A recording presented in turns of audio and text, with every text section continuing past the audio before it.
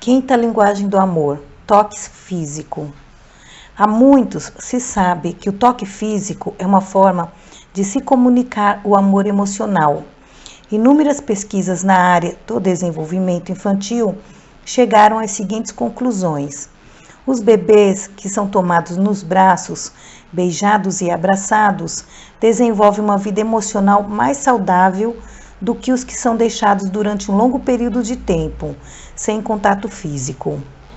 A importância do toque no que se refere às crianças não é uma ideia moderna. Durante o ministério de Cristo, os hebreus que moravam na Palestina reconheciam que Jesus era um grande mestre e levaram seus filhos até ele para que tocasse nele. Como podemos nos lembrar, seus discípulos repreenderam aos pais daquelas crianças, pois acharam que o Filho de Deus estava ocupado demais para aquela atividade tão frívola. Porém, as Escrituras afirmam-nos que Jesus se indignou com os seguidores e disse: "Deixar vir a mim os pequeninos, não os embaraceis, porque dos tais é o reino de Deus. Em verdade vos digo, quem não receber o reino de Deus como uma criança, de maneira nenhuma entrará nele."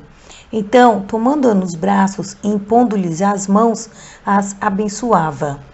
Pais sábios em qualquer cultura também tocam seus filhos de forma amorosa. Toque físico é também um poderoso veículo de comunicação para transmitir o amor conjugal. Andar de mãos dadas, beijar, abraçar e manter relações sexuais são formas de comunicar o amor emocional para o cônjuge. Os antigos costumavam dizer: "O caminho para conquistar o coração de um homem é pelo estômago."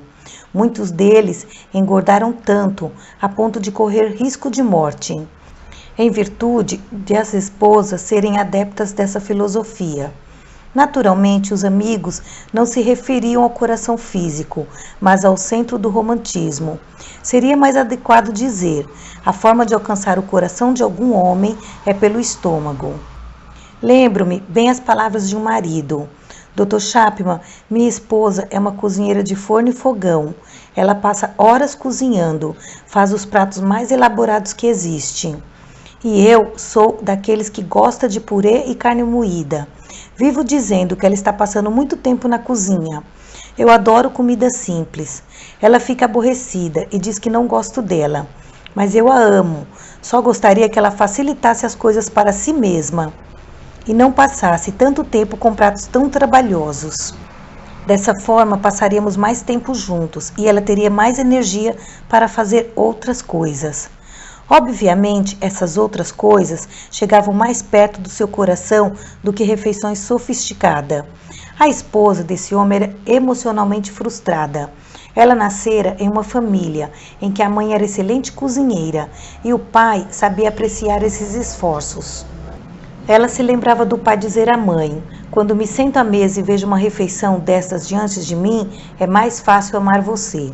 Seu pai diariamente elogiava os quitutes feitos por sua mãe. Em particular e em público, ele elogiava os dotes culinários da esposa. Aquela filha aprendera direitinho o modelo deixado pela mãe. O problema é que ela não estava casada com o pai. Seu marido tinha uma linguagem do amor muito diferente.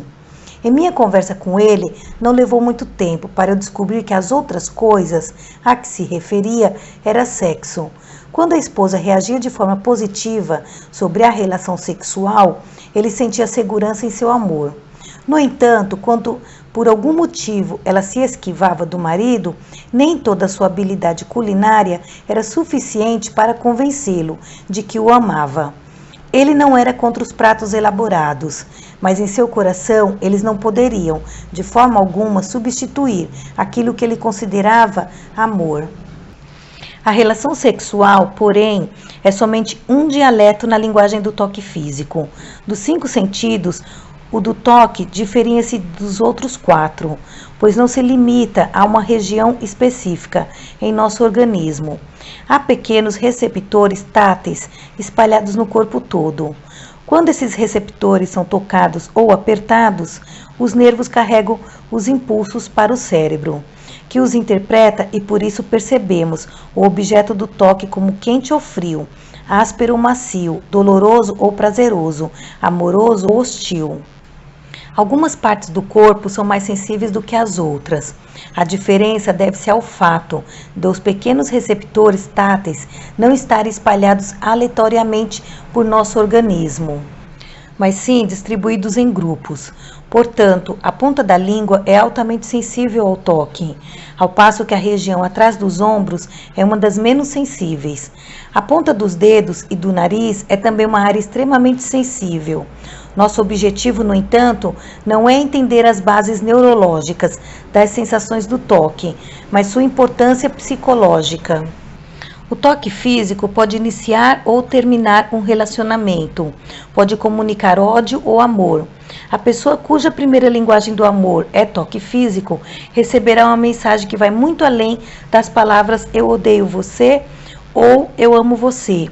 Um tapa no rosto é difícil para qualquer criança, mas para aquela que tem o toque físico como primeira linguagem do amor, será devastador. Um abraço afetuoso comunica amor a qualquer criança, mas aquela cuja primeira linguagem é toque físico desfrutará de forma mais intensa o gesto, sentindo-se amada e segura. A mesma atitude é válida para os adultos. No casamento, o toque de amor existe em várias formas, levando-se em conta que os receptores ao toque localizam-se por todo o corpo. Um afago amoroso em qualquer parte pode comunicar amor ao cônjuge. Isso não significa que todos os toques sejam iguais. Seu cônjuge apreciará mais alguns do que outros. Seu melhor professor, sem dúvida alguma, será seu próprio cônjuge. Afinal de contas, é para ele que você demonstrará amor. Ele sabe exatamente o tipo de toque que mais lhe agrada. Não insista em tocá-lo do seu jeito e tempo. Aprenda a falar o dialeto do cônjuge, pois alguns toques podem ser considerados desconfortáveis ou irritantes. A insistência em praticar tais atos pode comunicar o oposto ao amor. Talvez afirme que você não é sensível às necessidades dele e não se importe com sua percepção de prazer. Não caia no erro de achar que aquilo que lhe é prazeroso também é para o cônjuge. Os toques amorosos podem ser explícitos e exigir sua completa atenção, como afago nas costas e jogos sexuais que terminam em uma relação. No entanto, podem também ser implícitos e breve, como o toque nos ombros ao encher uma xícara de café ou um rápido roçar no corpo ao passar pela cozinha. Toques explícitos, naturalmente, levam mais tempo, não somente a prática deles em si, como também a percepção de como progredir quando se visa comunicar amor dessa forma ao cônjuge. Se uma massagem nas costas comunica eficazmente seu amor ao cônjuge todo o tempo, dinheiro e energia que você gastar para aprender a ser um bom massagista será sem dúvida um bom investimento. Se a relação sexual for o primeiro dialeto do seu parceiro, leia e converse sobre a arte do amor sexual, de forma a aprimorar sua expressão de amar. Os toques implícitos de amor levam menos tempo, porém desenvolve o treinamento, especialmente se o toque físico não for sua primeira linguagem do amor. Se você cresceu em uma família em que pessoas não se expressavam dessa forma, sentar pertinho do cônjuge no sofá para assistir à televisão não exigirá tempo extra e comunicará amor. Os pequenos toques, ao passar por seu cônjuge, implicam frações de segundos. Afagos ao sair e ao chegar em casa podem envolver beijos e abraços ligeiros, mas falarão muito alto para o seu cônjuge. Ao descobrir que toque físico é a primeira linguagem do amor do seu cônjuge, sua única limitação é a própria imaginação quanto às formas de expressar amor. Descobrir novas formas e lugares de toque pode ser um excitante desafio. Se você não tem o hábito de tocar sob a mesa, descobrirá que essa prática poderá acender fagulhas quando jantarem fora. Você poderá encher o tanque de amor de seu cônjuge se caminhar de mãos dadas até chegar ao carro, mesmo que você não tenha o hábito de fazer isso em público. Se você normalmente não beija o cônjuge ao entrar no carro, poderá descobrir que esse gesto tornará sua viagem mais atraente. Abraçar sua esposa antes dela sair para as compras poderá, além de expressar amor, trazê-la mais rápido para casa.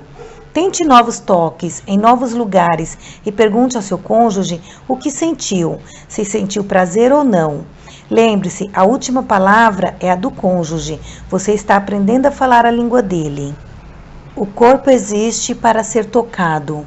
Tudo o que há em mim reside em meu corpo. Tocar em mim significa afagá-lo. Afastar-se dele é distanciar-se de mim emocionalmente. Em nossa sociedade, um aperto de mão comunica acordo e exclusividade.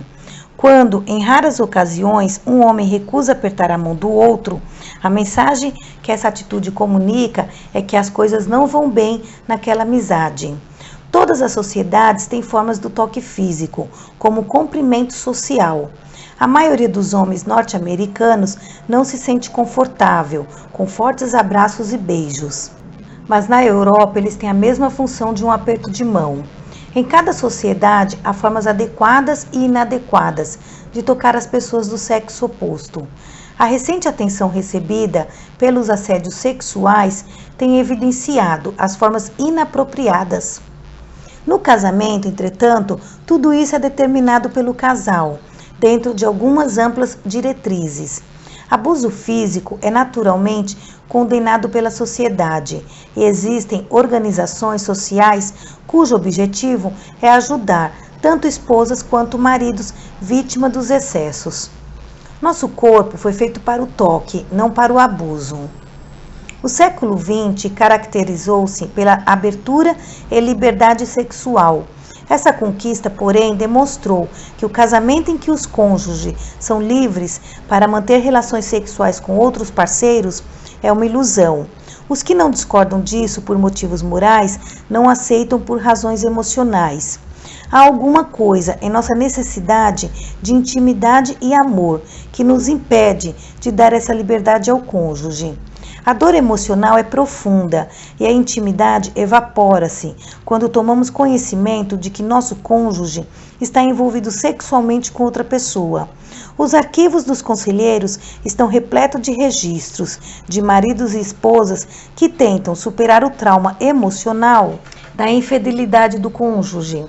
Esse problema, entretanto, é multiplicado para aquele cuja primeira linguagem do amor é toque físico. É por isso que machuca tanto. O toque físico, como expressão do amor, agora que é dado a outra pessoa, não é que o tanque emocional tenha se esvaziado.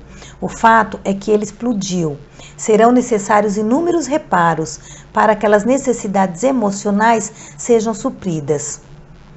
As crises e o toque físico. De forma mais ou menos instintiva, nos abraçamos em tempos de crise. Por quê? Porque o toque físico é um poderoso comunicador de amor. Em épocas difíceis, mais do que em outras, precisamos nos sentir amados. Nem sempre devemos mudar as situações, mas podemos superá-las se nos sentirmos amados. Todos os casamentos atravessam crises. A morte dos pais é inevitável. Acidentes automobilísticos incapacitam e matam centenas de pessoas ano após ano. Enfermidades não respeitam ninguém. Frustrações fazem parte da vida. A coisa mais importante a ser feita por seu cônjuge quando ele atravessa alguma crise na vida é amá-lo. Se a primeira linguagem do amor do cônjuge for toque físico, nada será mais importante do que abraçá-lo quando chorar. Suas palavras talvez não tenham muita importância, mas o toque físico comunicará que você se preocupa com ele. As crises propiciam uma oportunidade singular de expressar amor. Toques afetuosos serão lembrados muito tempo ainda após as dificuldades terem passado. Porém, a ausência do toque talvez jamais seja esquecida. Desde minha primeira visita ao West Palm Beach, na Flórida, muitos anos atrás, recebo com alegria os convites para voltar e apresentar meus seminários naquela região. Em uma dessas ocasiões, conheci Pat e Patsy. Eles não eram originários da Flórida, mas já moravam ali 20 anos e sentiam-se em casa.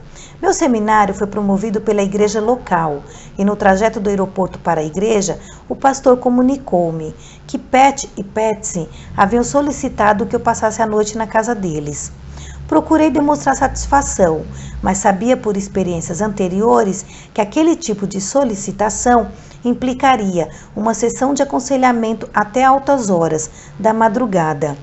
No entanto, eu me surpreenderia mais de uma vez naquela noite. Quando o pastor e eu adentramos aquela espaçosa casa em estilo espanhol, decorada com muito bom gosto, fui apresentado a Patsy e Charlie, o gato da família.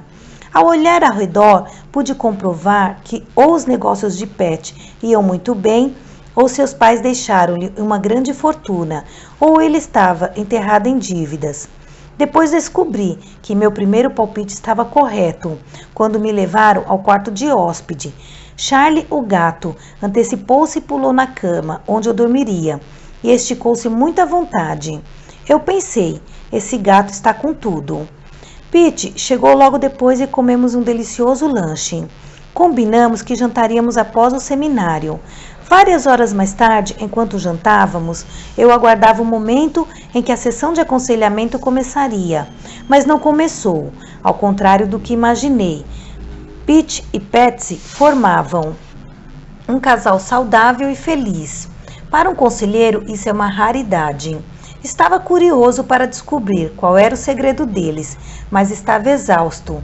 Como sabia que me levariam no dia seguinte ao aeroporto, decidi fazer minha sondagem ao amanhecer. Então, conduziram-me ao meu quarto. Charlie, o gato, foi muito gentil em deixar-me o quarto quando cheguei. Saltando da cama, ele procurou outro local, e eu, em poucos minutos, assumi seu lugar naquele confortável leito. Após uma rápida reflexão sobre aquele dia, adormeci. Antes, porém, que perdesse o contato com a realidade, a porta do quarto foi escancarada e um monstro pulou sobre mim. Eu ouvira falar sobre o escorpião da Flórida, mas aquele não era um deles. Sem pensar, sacudi o lençol que me cobria e, com um grito lancinante, atirei-o contra a parede. Ouvi seu corpo bater, seguido de um silêncio. Pete e Patsy correram, acenderam as luzes e nós três olhamos para Charlie, ainda estendido no chão. Pete e Patsy sempre se lembram disso e jamais me esquecerei. Charlie recobrou-se em alguns minutos e saiu rapidinho dali. Para falar a verdade, Pete e Patsy contaram-me que ele nunca mais entrou naquele quarto. Após meu episódio com Charlie, não sabia se Pete e Patsy ainda me levariam ao aeroporto, nem se teriam algum interesse por mim. Meus temores, no entanto, desapareceram quando, após o seminário, ele me disse: Dr. Chapman, já cursei vários seminários, mas nunca ouvi uma descrição tão clara a respeito de Patsy e de mim, como a que o senhor fez. A linguagem do amor é realmente uma verdade. Não vejo a hora de lhe contar nossa história. Após despedir-me das pessoas presentes no seminário, saímos a caminho do aeroporto. Em nosso percurso de quase 45 minutos, Pete e Patsy começaram então a contar-me a história deles. Nos primeiros anos de casamento tiveram grandes problemas, porém, 22 anos antes, seus amigos diziam-lhes que formavam um casal perfeito. Pete e Patsy realmente acreditavam que seu matrimônio fora realizado nos céus. Eles cresceram na mesma comunidade, frequentaram a mesma igreja e estudaram no mesmo colégio. Seus pais tinham estilo de vida e valores semelhantes. Pete e Patsy apreciavam muitas coisas em comum. Ambos gostavam muito de jogar tênis, velejar e sempre conversavam a respeito de como tinham os mesmos interesses. Eles pareciam ser todas as afinidades que julgamos necessárias para reduzir os conflitos em um casamento. Começaram o namoro no segundo ano da faculdade. Faziam cursos diferentes, mas sempre arrumavam um jeito de se encontrar, pelo menos uma vez por mês e em algumas ocasiões especiais. Ainda na faculdade, estavam convencidos de que haviam nascido um para o outro.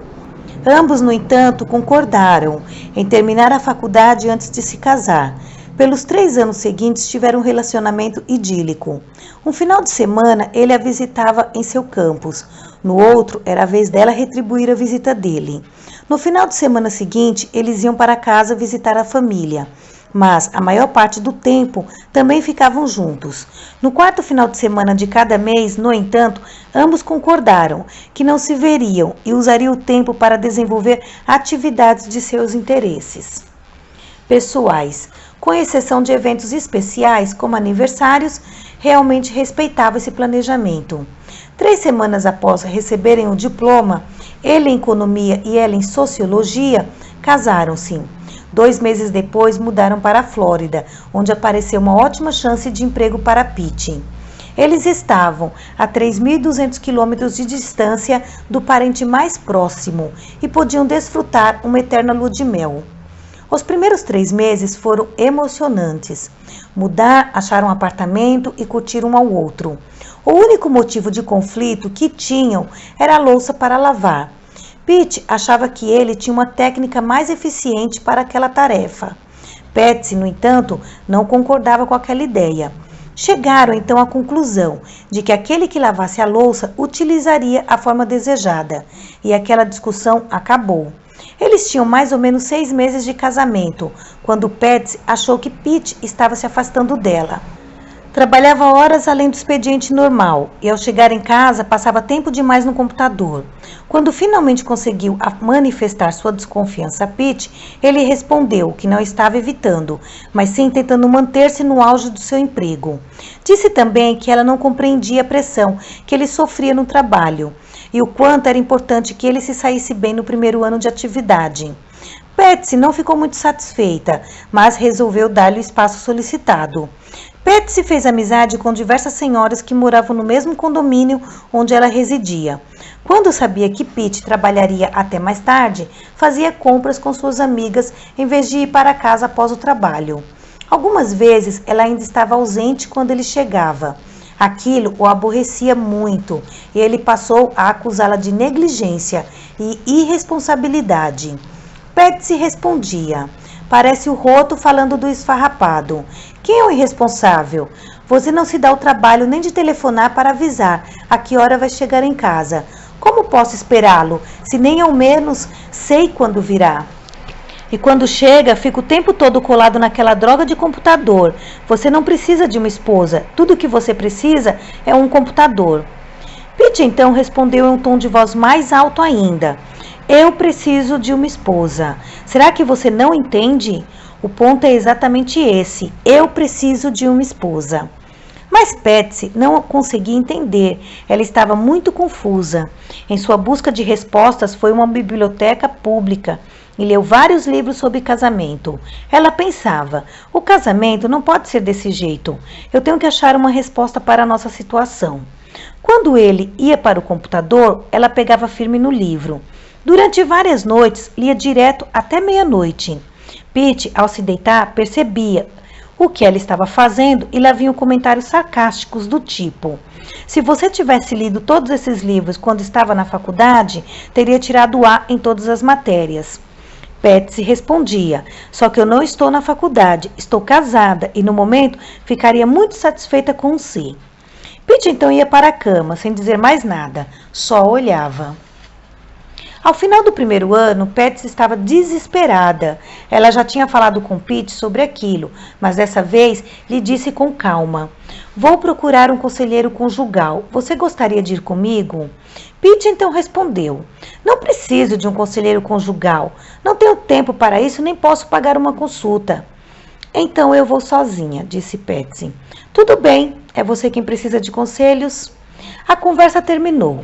Patsy sentiu-se totalmente abandonada e sozinha, mas na semana seguinte marcou uma consulta com um conselheiro conjugal.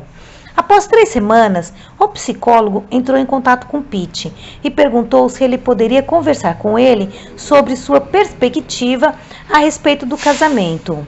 Pete concordou e o processo de cura começou. 6 meses depois, eles deixavam o consultório do conselheiro com um casamento renovado. Eu perguntei a Pete e a Patsy: "O que foi que vocês aprenderam no aconselhamento que favoreceu essa virada em seu casamento?" "Em resumo, Dr. Chapman, aprendemos a falar a primeira linguagem do amor um do outro. O conselheiro não usou essa nomenclatura, mas quando o senhor falou hoje em seu seminário, as luzes se acenderam. Minha mente voltou à época do nosso aconselhamento e percebi que foi exatamente isso que aconteceu conosco. Nós finalmente aprendemos a falar a linguagem do amor um do outro. Pete respondeu. E qual é a sua linguagem do amor, Pete? Toque físico, ele respondeu sem titubear. Sem a menor sombra de dúvida, acrescentou Patsy. Voltei-me então para ela. E qual a sua linguagem do amor, Patsy? Tempo de qualidade, Dr. Chapman. Era isso que eu pedia quando ele passava todo o tempo trabalhando no computador. Como você descobriu que toque físico era a linguagem do amor de Pete? Levou um tempo, pouco a pouco, essa característica começou a surgir durante as sessões de aconselhamento. No começo, acho que Pete nem percebeu. Pete então completou. É isso mesmo, eu estava tão inseguro sobre minha autoestima que levou muito tempo até eu identificar e perceber que a ausência do toque de Patsy havia feito com que eu me afastasse dela. Eu nunca disse que precisava do toque dela. Em nossa época de namoro e noivado, eu sempre tomava a iniciativa de abraçar, beijar, andar de mãos dadas, e ela sempre foi receptiva. Isso fazia com que eu achasse que ela me amava. Após nosso casamento, houve situações em que eu a procurei fisicamente e ela não correspondeu. Achei que ela estivesse muito cansada por causa das responsabilidades no novo emprego. Eu não percebi, mas concluí isso pessoalmente. Eu me senti como se ela não me achasse mais atraente. Então, decidi que não tomaria mais a iniciativa para não me sentir mais rejeitado. E esperei para ver quanto tempo demoraria até que ela decidisse beijar-me, tocar-me ou demonstrar uma nova experiência sexual. Cheguei a esperar 6 semanas por um toque. Aquilo foi insuportável. Eu me afastava para ficar longe da dor que apertava quando estava com ela. Eu me sentia rejeitado, dispensado e mal amado. Então Patsy acrescentou. Eu não tinha a menor ideia do que ele se sentia dessa forma. Sabia que não me procurava mais, não nos abraçávamos, nem nos beijávamos como antes. Mas achei que desde que estávamos casados, isso não era tão importante para ele. Compreendia também que estava sob pressão no trabalho. Não tinha, porém, a menor ideia de que ele desejava que eu tomasse a iniciativa. Fez uma pausa e prosseguiu. E foi exatamente como ele disse. Eu vivi semanas sem tocá-lo. Isso nem passava por minha mente. Eu preparava as refeições, mantinha a casa limpa, colocava a roupa para lavar e tentava não atrapalhar. Francamente, eu não sabia o que mais poderia fazer. Não entendi o afastamento nem a falta de atenção dele. Não é que eu não gostasse de tocá-lo, é que para mim isso não era tão importante. Receber sua atenção e seu tempo era o que me fazia sentir amada. Não importava se nos beijássemos ou abraçássemos. Depois que ele me desse sua atenção, eu me sentia querida. Respirou fundo e continuou. Levou um bocado de tempo até que localizássemos a raiz do problema. E ao descobrirmos que não supríamos a necessidade do amor um do outro, demos uma virada em nosso relacionamento. Quando comecei a tomar a iniciativa de tocá-lo, foi impressionante o que aconteceu. Sua personalidade e seu ânimo mudaram drasticamente. Eu ganhei um novo marido. Quando ele se convenceu de que realmente o amava, então começou a ficar mais sensível às minhas necessidades. Ele ainda tem computador em casa? Perguntei. Tem sim, mas raramente o usa. Mas quando usa, eu sei que ele não está casado com o computador, então não me importo. Fazemos tantas coisas juntas que se tornou fácil para mim dar-lhe a liberdade para usar o computador quando quiser. Pete então disse, o que me deixou surpreso no seminário hoje foi a forma como sua palestra sobre as linguagens do amor me levou ao passado. O senhor disse em 20 minutos o que levamos 6 meses para aprender. Bem, não importa a rapidez do aprendizado, mas sim o quanto desfruta dele. E, obviamente, vocês assimilaram isso muito bem. Pete é uma pessoa cuja primeira linguagem do amor é toque físico. Emocionalmente, esse tipo anseia que o cônjuge o toque fisicamente. Um carinho gostoso nos cabelos ou nas costas, andar de mãos dadas, dar um abraço apertado, ter relações sexuais, tudo isso e outros toque de amor fazem parte das necessidades emocionais de quem tem toque físico como primeira linguagem do amor.